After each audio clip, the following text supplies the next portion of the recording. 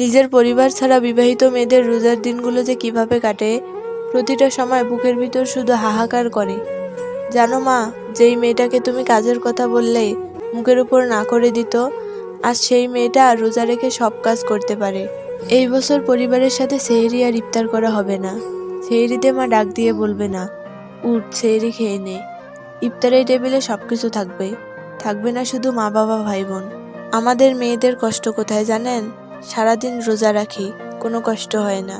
রোজা রেখে বিকেলে রান্না করি, ইফতার রেডি করি, কোনো কষ্ট হয় না।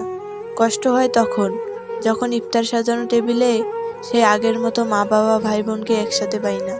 বিয়ের আগে রোজা রেখে যেখানে আমার বিকেল হলেই শরীর দুর্বল হয়ে যেত, বিছানা থেকে উঠতেই পারতাম না, মা কিছু কাজ দিলে রাগ দেখাইতাম, কিছুই করতাম না, সেখানে শ্বশুর বাড়িতে রোজা রেখে সবার জন্য বিকেলে রান্না করতে হয়, ইফতার বানিয়ে সবাইকে নিয়ে খেতে হয়।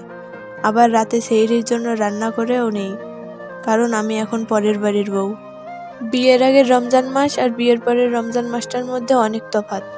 আগে মা সবকিছু রেডি করে সেহরির সময় ডাক দিত, কত সুন্দর ছিল সেই সময়গুলো। এখন সেই মায়ের মেয়েটাই আজ কত বড় হয়ে গেছে, মার মতো সব টেবিলে রেখে সবাইকে ডাক দেয় খাওয়ার জন্য। মা, এখন আমি রোজা রেখে সব কাজ করতে পারি। এখন আর তোমার মেয়ে ক্লান্ত হয় না, মাথা সবসময় ঠান্ডা থাকে মা। বিয়ের আগে যখন রোজা রাখতাম, বিকেল হলে মা মুখটা দেখে বলতো, গিয়ে শুয়ে থাক, কোনো কাজ করতে হবে না। শুধু ইফতারের সময় শরবত বানাইতাম, মা একা কষ্ট করে রান্না করতো, তবুও কোনো কাজ করতে দিত না।